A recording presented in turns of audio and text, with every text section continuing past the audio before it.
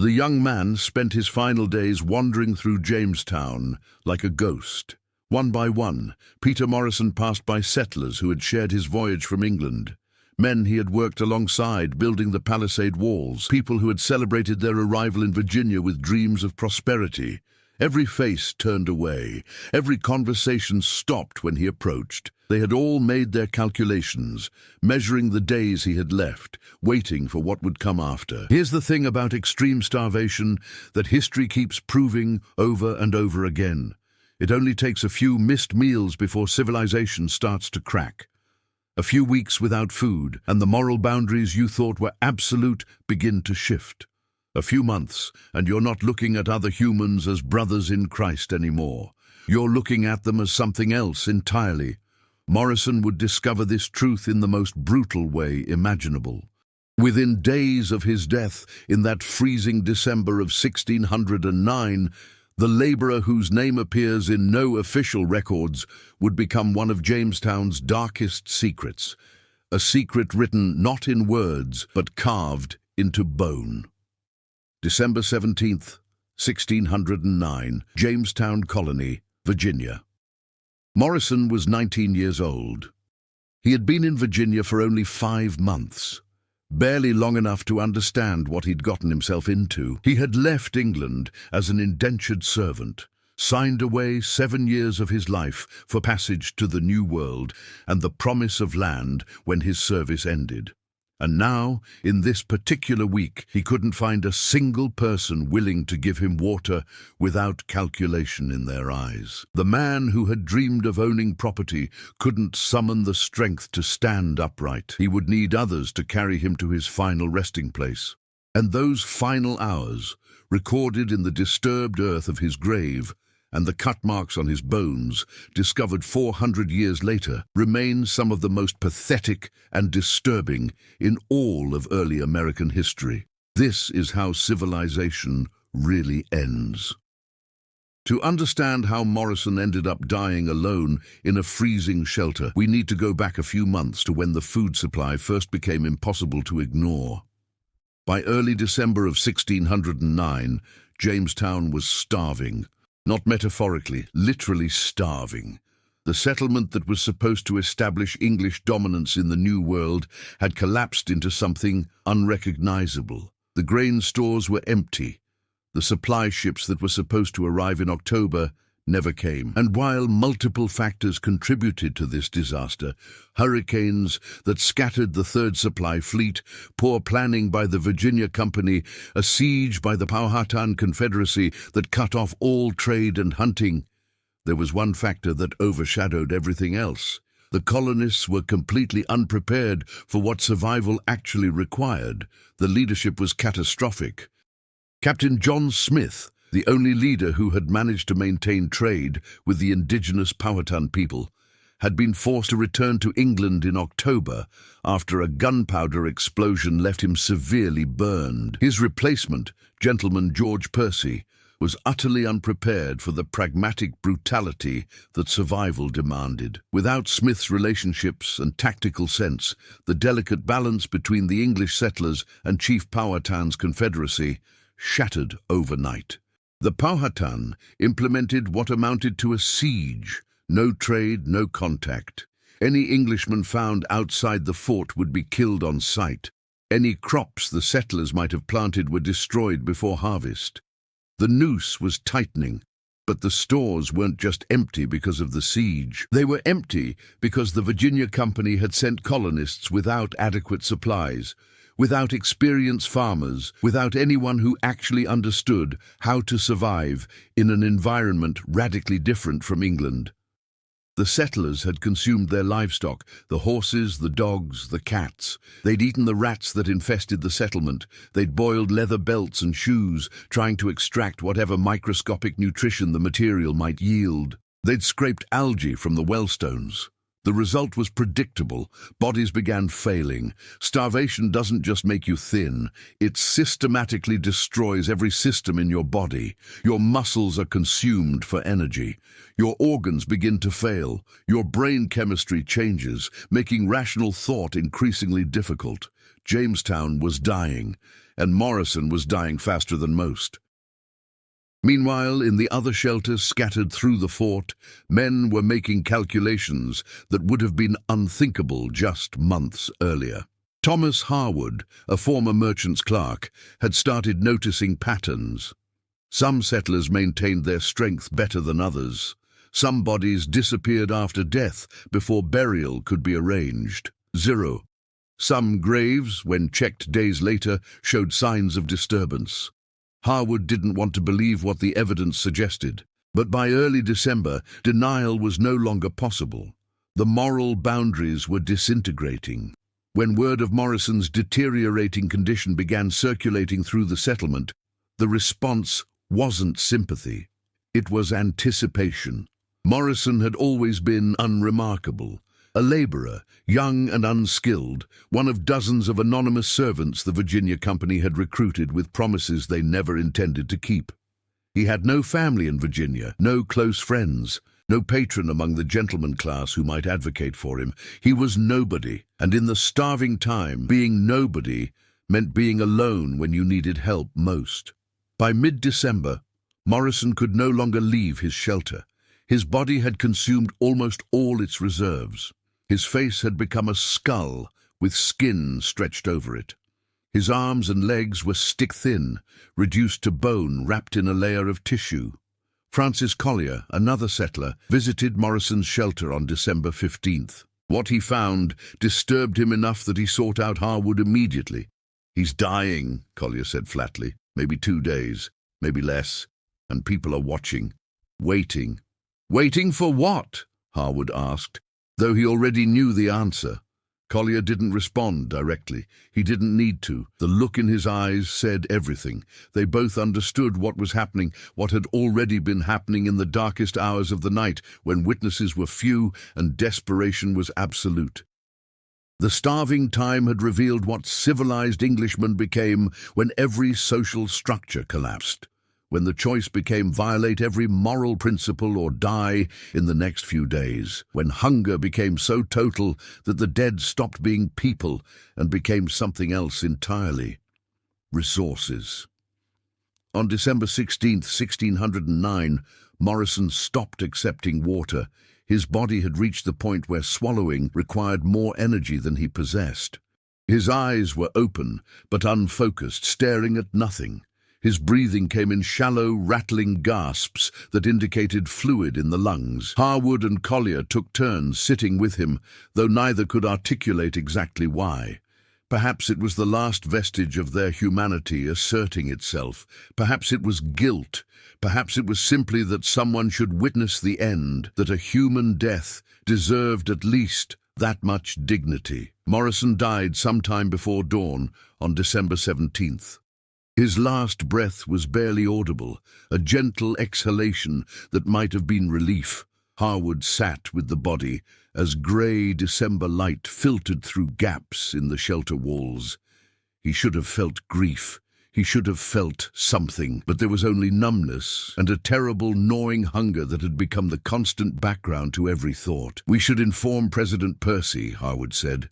"Arrange for burial." Collier nodded. "I'll find someone with a cart. We can't carry him ourselves." They left the body. That was their first mistake. When they returned 3 hours later with others to help transport Morrison's corpse to the burial ground, they found something that would haunt both of them for the rest of their lives. The body had been violated. Morrison's left leg was missing, not missing, removed, cut away at the thigh with something sharp, probably a knife or hatchet. The wound was crude, brutal, made by someone without anatomical knowledge. Blood had pooled beneath the body and soaked into the rags he'd been lying on. Someone had come during those 3 hours. Someone had butchered the corpse, taken the meat. Collier made a strangled sound, his hand covering his mouth. Harwood stared at the violated body, his mind reeling. This was the boundary, the line that civilized men weren't supposed to cross. And someone in Jamestown, someone they probably knew, someone they'd shared meals with in better times, had become something else. Something that saw dying humans as food sources rather than fellow Christians. "We can't tell anyone," Collier whispered. "Harwood, we cannot report this. If Percy discovers that one of us has crossed that line, if the settlement learns what's happening—" "Someone carved up a dead body," Harwood hissed. "There are still laws, still what? Still civilization." Collier's voice cracked. "Look around. Civilization died weeks ago. We're animals now, animals pretending we remember being human." The words hung in the frozen air between them. Harwood wanted to argue, wanted to insist that they remained Englishmen with codes and morals and decency. But the evidence lay before them, impossible to deny, and the most horrifying realization, part of Harwood understood. In some dark corner of his starving mind, a voice whispered that the person who'd done this might survive, while Harwood himself died. That survival was all that mattered now. That meat was meat, regardless of its source. He shoved the thought away violently, but it left a stain on his conscience that he knew would never wash clean. They wrapped what remained of Peter Morrison in filthy rags and dragged him outside. The ground was frozen solid, making proper burial impossible. They scraped out a shallow depression behind one of the collapsed structures and covered the body with frozen earth and debris. No prayer, no marker, no ceremony, just another anonymous body in an unmarked grave. By the time they finished, both men were exhausted and covered in dirt. They stood over the grave in silence, neither able to summon words for what they'd witnessed. "Swear," Collier said suddenly. "Swear you'll never speak of this." Harwood swore, but the oath felt meaningless. Because they both knew this wouldn't be the last body violated. This was only the beginning of something far darker than simple starvation. Over the following weeks, more bodies disappeared, more graves were disturbed. The whispers grew louder, the accusations more pointed. President Percy posted guards near the sick and dying, but the guards themselves were so weakened that they often fell asleep at their posts. And honestly, who could blame them? By late January, Francis Collier approached Harwood with a confession that demonstrated how completely the starving time had destroyed whatever remained of their humanity. "I did it," Collier whispered, his eyes fever-bright. "Last week, I dug up one of the recent graves, cut away some of the leg meat, cooked it over a small fire, ate it." Harwood stared at him, and the horrifying part was that he felt no genuine revulsion. Just tired acceptance and dark curiosity about whether it had helped. "Why are you telling me this?" "Because I thought it would save me." Collier's voice broke. "I thought if I crossed that line, if I did the unthinkable thing, I could survive. But it didn't help, Thomas. I'm still starving, still dying. I just made myself into a monster for nothing." Tears ran down Collier's wasted face. "I can't be forgiven for this. There's no redemption. I've damned my soul for a scrap of meat that didn't even fill my stomach." 3 days later, they found Collier dead in one of the collapsed buildings. The starving time finally ended in May of 1610, when ships arrived from Bermuda, carrying Lord de la Warr, food, medicine, and reinforcements. Of the roughly 200 colonists who had been in Jamestown at various points during the winter, only 60 remained alive. Thomas Harwood survived. He regained his strength slowly over the following months, his body healing even as his mind remained permanently scarred by what he'd witnessed. The new arrivals walked through Jamestown in shocked silence, trying to comprehend the scene before them. The destroyed buildings, the mass graves, the skeletal survivors who moved like ghosts. William Strachey, the colony's secretary who had also survived, began conducting interviews. He documented the starvation, the deaths, the desperate measures, and yes, the cannibalism. When Strachey interviewed Harwood, he asked directly, "There are reports that some settlers consumed human flesh. Can you verify this occurred?" Harwood looked at the journal, the official record that would reach England, that would be read by King James himself. "Yes," Harwood said quietly, "it happened. Not everyone, but some. Desperation makes monsters of men." "Do you know specific names?" Harwood thought about Morrison's butchered corpse, about Collier's confession, about all the terrible knowledge they'd shared. Does it matter? Most of them are dead anyway. "Let them rest," Strachey wrote silently. Then, there's one case that requires discussion. A young man named Peter Morrison. His wife has arrived. Harwood's blood went cold. His wife, she sailed with the Bermuda survivors. She's been asking about her husband, wanting to know what happened to him. Oh God. Morrison had a wife. A woman who'd crossed the Atlantic expecting to build a new life, only to find her husband dead and buried months earlier. What did you tell her? That he died of starvation in December. That he was buried with Christian dignity. Straight she met Harwood's eyes. I did not tell her about the other matters. The lie hung between them, a shared conspiracy to protect a stranger from knowledge that would destroy her. That's appropriate, Harwood said. She doesn't need to know the rest. I agree. Some truths serve no purpose but cruelty. Strachey closed his journal. But for the historical record, I must document it. The Virginia Company must know what their enterprise became. Harwood survived the starving time, but he never truly recovered. He lived another 4 years in Virginia before his health broke completely, forcing his return to England in 1614. He never spoke publicly about what he witnessed.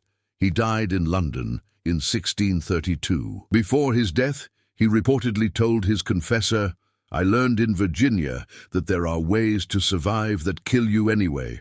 God may forgive what we did, but I never will. William Strachey's journal survived. His account of the starving time reached England and shocked the nation. The Virginia Company tried to suppress the worst details, but rumors spread regardless. Tales of cannibalism that seemed too horrible to be true. For 400 years, those tales were dismissed as exaggeration or propaganda.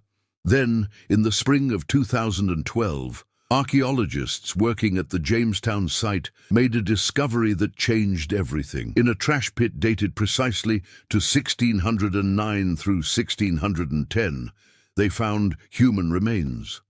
A teenage girl's skull and tibia, showing clear, undeniable evidence of post-mortem butchery. The forensic analysis was conclusive. Cut marks consistent with removing flesh using metal tools. Chop marks indicating attempts to break bones to extract marrow. Signs that someone had desperately tried to extract meat from a human corpse using knives. The cuts were clumsy, made by someone without anatomical knowledge. The work of desperate amateurs rather than skilled butchers. The young woman, researchers nicknamed her Jane, had died during the starving time. And after her death, someone had tried to remove meat from her skull and leg, probably to make soup. She wasn't Peter Morrison, but she could have been. She was another anonymous victim of Jamestown's worst winter, another forgotten soul, whose suffering was lost to history until science finally gave her voice. The discovery forced a complete re-evaluation of early American history. It compelled everyone to acknowledge the darkest truth about Jamestown, that when pushed to absolute extremes, even civilized people will cross every moral boundary. The Virginia Company's grand experiment had revealed something terrible about human nature. Something we'd rather not know but can't unlearn. That civilization is far more fragile than we imagine. That beneath our social contracts and moral codes, we're still animals governed by survival instinct. Peter Morrison died alone and pathetic in December of 1609, just another starving settler among many. His name wasn't recorded in most historical accounts. His grave was never marked. His wife remarried within 2 years and tried to forget the husband she'd lost before ever seeing him in the New World. But in a profound way, Morrison became the symbol of Jamestown's darkest hour, the forgotten man whose death encapsulated everything that went wrong, the nobody whose suffering represented everyone's suffering. And when archaeologists found Jane 4 centuries later, they weren't just confirming one woman's fate, they were validating the testimonies of survivors like Thomas Harwood. Proving that the whispered horrors were real, the discovery raised uncomfortable questions. If it happened then, could it happen again? What does this reveal about human nature, about American origins, about the costs of colonization we'd prefer to forget? These questions remain unanswered, or perhaps they have answers we're reluctant to accept. Harwood's deathbed confession captures the essential truth. There are ways to survive that kill you anyway. The survivors of the starving time lived, but at what cost? They carried knowledge that haunted them until death. Knowledge about their own capacity for degradation, about how thin the line between human and animal truly is. Peter Morrison was Jamestown's most pathetic settler, too weak to survive, too broken to fight, dying alone while others crossed boundaries to stay alive. But he was also the most human. His pathetic death revealed what we're all capable of becoming when pushed beyond our limits, when survival becomes the only imperative, when civilization's foundations crumble and we're left with only our animal selves. And that revelation, that truth carved into bone and whispered through centuries, remains Jamestown's most disturbing legacy. Not the triumph of English colonization, not the birth of American democracy, but the demonstration that we're all potential monsters, held back only by full stomachs and comfortable circumstances. Remove those comforts, and the beast emerges. That's the truth Peter Morrison's pathetic death taught. That's the lesson written in the disturbed graves and violated corpses of the starving time. And that truth, more than any ghost story or supernatural horror, remains genuinely terrifying because it's real, it's documented, and it could happen again. Morrison spent his final days wandering through a settlement that had stopped being a colony and become something else entirely. A laboratory that revealed what humans become when every social structure collapses. The year of the starving time nearly destroyed Jamestown completely, but the settlement that emerged from those dark months would eventually grow into something neither Morrison nor Harwood could have imagined. A nation built on the bones of forgotten victims like Peter Morrison, whose deaths taught lessons we're still learning 400